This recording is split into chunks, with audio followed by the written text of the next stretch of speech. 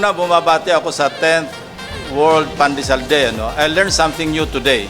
Akala ko yung pandesal, originally Spanish, na minana natin sa mga Kastila. Sabi ni Wilson, uniquely Filipino and originally Filipino.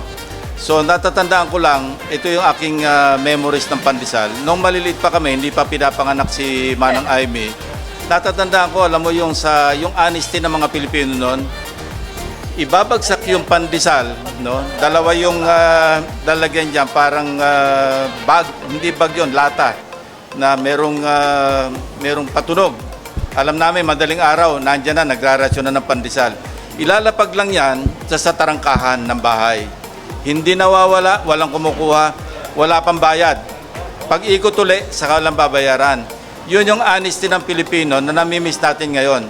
Ngayon, mag-iiwan ka ng pandesal sa tarangkahan, hindi mo na aabutin, no? Hindi mo na maalmusal.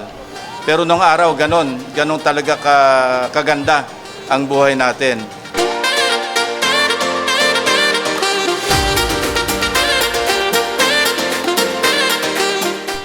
Magandang umaga po sa inyong lahat at eto nga, andito kami ang nag-anunsyo na mga independent na senator. Ako may partido pero hindi bahagi ng alyansa. Baliktad naman yata si Apo Ping at walang partido kasapi ng alyansa. Ganun pa man, ito yung independent, independent Pandesal Day na tunay nga sapagkat malay at malibre ang ating mga tinapay na ipamamahagi. It's a very significant day indeed.